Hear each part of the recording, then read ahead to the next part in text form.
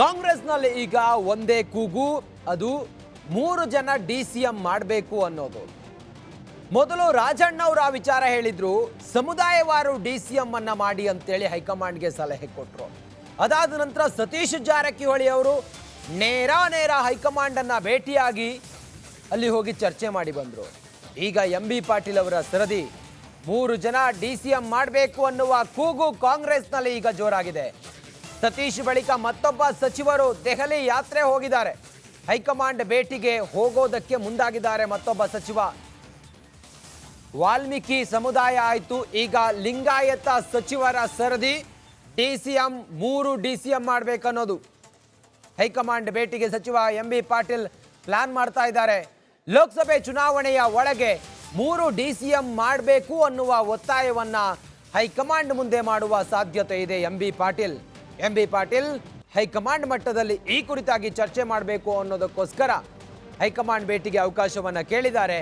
Already ಹೋಗಿ ಬಂದಿರೋದು ಈಗ ಸತೀಶ್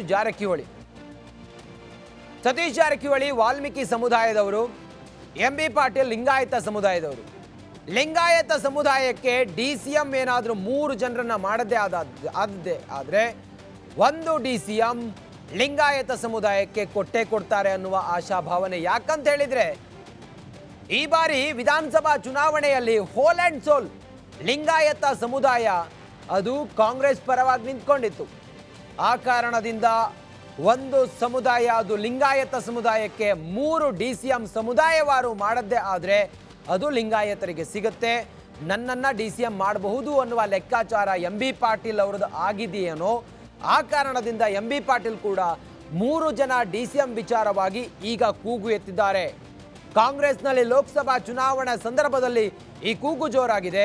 ಸಮುದಾಯವಾರು 3 ಜನ ಉಪಮುಖ್ಯಮಂತ್ರಿ ಮಾಡದ್ದೇ ಆದರೆ ಮುಂದಿನ ಲೋಕಸಭಾ ಚುನಾವಣೆಗೆ ಇದು ಅನುಕೂಲ ಆಗುತ್ತೆ. MB ಪಾಟೀಲ್ ಅವರು ಲಿಂಗಾಯತ ಸಮುದಾಯ, ಇಡೀ ಲಿಂಗಾಯತ ಸಮುದಾಯ, ನಮ್ಮ ಸಮುದಾಯದ ಒಬ್ಬರನ್ನ ಲಿಂಗಾಯತ ಉಪಮುಖ್ಯಮಂತ್ರಿ ಮಾಡದ್ದೇ ಆದಿದ್ರೆ ಹೋಲ್ ಅಂಡ್ ಸೋಲ್ ಲೋಕಸಭೆಯಲ್ಲಿ ಇದು ಮತವಾಗಿ ಕನ್ವರ್ಟ್ ಆಗ್ಬೋದು ಅನ್ನೋ ಕಾರಣಕ್ಕಾಗಿ. ಇನ್ನು ಚುನಾವಣೆಗೆ ಸಹಕಾರಿ ಆಗಲಿ ಅನ್ನೋ ಉದ್ದೇಶದಿಂದ 3 ಜನ DCM ಆಗಲಿ ಅಂತ ಹೇಳಿ ಇವರು ಕೇಳ್ತಾ ಇದ್ದಾರೆ. ಆದರೆ ಇದು ಅನುಕೂಲ ಆಗುತ್ತಾ ಅಥವಾ ಇನ್ನೊಂದು ರೀತಿಯಲ್ಲಿ ಡ್ಯಾಮೇಜ್ ಆಗುತ್ತಾ ಅನ್ನೋದನ್ನ ಕಾದು ನೋಡಬೇಕು. BJP ಆಲ್ರೆಡಿ ಒಂದು ಟ್ರಯಲ್ ಮತ್ತು ಎರರ್ ಅನ್ನ ಮಾಡಿತ್ತು 3 ಜನ DCM ಮಾಡೋ ಮೂಲಕ. ಆದರೆ ಅದು ದೊಡ್ಡ ಮಟ್ಟದಲ್ಲಿ BJPಗೆ ವರವಾಗಿ ಪರಿಣಮಿಸಿದ ಹಾಗೆ ಕಾಣ್ತಾ ಇಲ್ಲ. BJP ಹೀನಾಯವಾಗಿ ಸೋಲ್ತು ವಿಧಾನಸಭಾ ಚುನಾವಣೆಯಲ್ಲಿ. ಈಗ ಕಾಂಗ್ರೆಸ್ ಅದೇ ತಂತ್ರವನ್ನ ಹೆಣೆಯೋದಕ್ಕೆ ಹೊರಟಿದೆ ಲೋಕಸಭಾ ಚುನಾವಣೆ ಹತ್ರ ಬರ್ತಿರುವಂತ ಈ ಸಂದರ್ಭದಲ್ಲಿ. ಆದರೆ ಮತದಾರ ಇದನ್ನೆಲ್ಲ ಹೇಗೆ ಸ್ವೀಕರಿಸ್ತಾನೆ ಅನ್ನೋದನ್ನ ಕಾದು ನೋಡಬೇಕು. ಈ ಕುರಿತು ಮತ್ತಷ್ಟು ಮಾಹಿತಿಯೊಂದಿಗೆ ನಮ್ಮ ಸೀನಿಯರ್ ಕಲೀಗ್ ವಿಜಯ್ ಈಗ ಲೈವ್ ನಲ್ಲಿ ಜಾಯ್ನ್ ಆಗಿದ್ದಾರೆ. ವಿಜಯ್, 3 ಜನ DCM ಕೂಗು ಕಾಂಗ್ರೆಸ್ ಪಾಳೆಯದಲ್ಲಿ ಮತ್ತಷ್ಟು ಹೆಚ್ಚಾಗಿದೆ. ಸದ್ಯಕ್ಕೆ ಹೈಕಮಾಂಡ್ ಮಟ್ಟದಲ್ಲಿ ಈ ತರದೊಂದು ಚರ್ಚೆ ಇದೆಯಾ? ಪಾಸಿಬಿಲಿಟೀಸ್ ಇದೆಯಾ? ಏನೇನು ಚಾಲೆಂಜ್ ಇದೆ ವಿಜಯ್ ಹಾಗಾದ್ರೆ ಇದನ್ನ? ರಂಜಿತ್, ಕಾಂಗ್ರೆಸ್ ಪಕ್ಷ ಅಧಿಕಾರಕ್ಕೆ ಬಂದಾಗಿನಿಂದ 1 ತಿಂಗಳ ನಂತರ 3 DCMಗಳ ಸಂಬಂಧಪಟ್ಟಂತೆ, ಹೆಚ್ಚುವರಿ DCMಗಳ ನೇಮಕ ಸಂಬಂಧಪಟ್ಟಂತೆ ಸಾಕಷ್ಟು ಕೂಡ ಚರ್ಚೆ ಆರಂಭ ಆಗಿತ್ತು. ಆದರೆ ಅದಕ್ಕೆ ಮಧ್ಯಂತರದಲ್ಲಿ ಒಂದಷ್ಟು ಕಡಿವಾಣ ಹಾಕಲಾಗಿತ್ತು ಹೈಕಮಾಂಡ್. ಆದರೆ ಈಗ ಕಳೆದ 15 ದಿವಸದಿಂದ DCMಗಳ ಕೂಗು ಜಾಸ್ತಿ ಆಗ್ತಾ ಇರುವಂಥದ್ದು.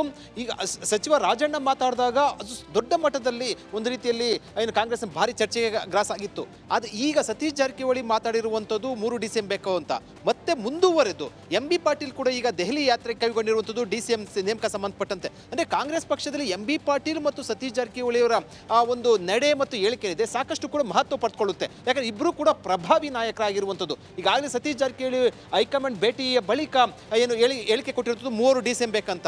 ಈಗ ಒಂದು ಹೆಜ್ಜೆ ಮುಂದೆ ಇಟ್ಟಿರುವಂಥ MB ಪಾಟೀಲ್ ಅವರು ಶೀಘ್ರದಲ್ಲೇ ದೆಹಲಿಗೆ ಹೋಗೋದಕ್ಕೆ ಪ್ಲಾನ್ ಅನ್ನು ಮಾಡಿರುವಂಥದ್ದು.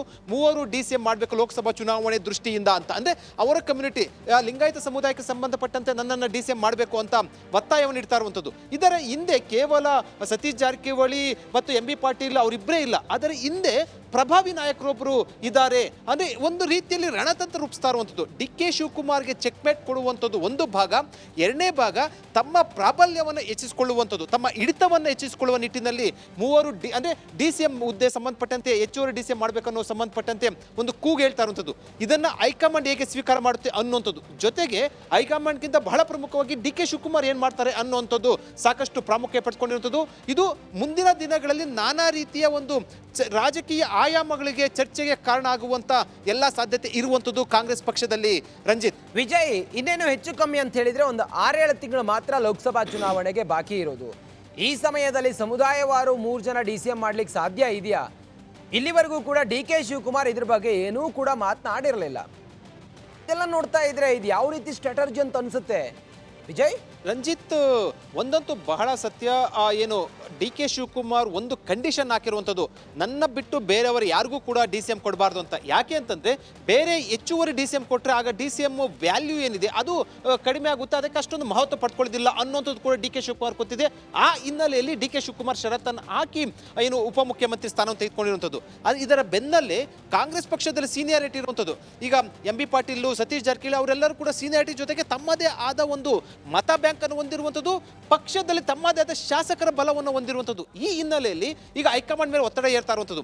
ಹೈಕಮಾಂಡ್ ಕೂಡ DK ಶಿವಕುಮಾರ್ ಮಾತನ್ನ ಎಷ್ಟು ಸೀರಿಯಸ್ ಆಗಿ ತೆಗೆದುಕೊಳ್ಳುತ್ತೆ, ಅಷ್ಟೇ ಸೀರಿಯಸ್ ಆಗಿ ಏನು MB ಪಾಟೀಲ್ ಮತ್ತು ಸತೀಶ್ ಜಾರಕಿಹೊಳಿ ಮಾತನ್ನು ಕೂಡ ತೆಗೆದುಕೊಳ್ಳುವಂಥ ಪರಿಸ್ಥಿತಿ ಇರುವಂಥದ್ದು. ಯಾಕೆಂದ್ರೆ ಇವರಿಬ್ಬರು ಶಾಸಕರ ದಂಡನ್ನು ಹೊಂದಿರುವಂಥದ್ದು, ಅದರಲ್ಲಿ ವಿಶೇಷವಾಗಿ ಸತೀಶ್ ಜಾರಕಿಹೊಳಿ ಅವರು ತಮ್ಮದೇ ಆದ ಒಂದು ಶಾಸಕರ ಗುಂಪನ್ನು ಹೊಂದಿರುವಂಥದ್ದು. ಈ ಹಿನ್ನೆಲೆಯಲ್ಲಿ ಹೈಕಮಾಂಡ್ ಬಹುತೇಕವಾಗಿ ಅಂದರೆ ಲೋಕಸಭಾ ಚುನಾವಣೆ ಮುಂಚೆ ಮಾಡುವಂಥ ನಿರ್ಧಾರವನ್ನು ಕೈಗೊಳ್ಳುವಂಥ ಸಾಧ್ಯತೆ ಇದೆಯಾ ಅನ್ನೋದು ಕಾದು ನೋಡ್ಬೇಕಾದ್ರೆ ಒಂದಂತೂ ಬಹಳ ಸ್ಪಷ್ಟ, ಲೋಕಸಭಾ ಚುನಾವಣೆಗಿಂತ ಮುಂಚೆನೇ ಕೈಗೊಳ್ಳಬೇಕು ಅಂತ ಆಗ್ರಹ ವ್ಯಕ್ತ ಆಗ್ತಾ ಇರುವಂಥದ್ದು. Ranjit, okay, thank you Vijay ನಿಮ್ಮೆಲ್ಲ ಮಾಹಿತಿಗಾಗಿ.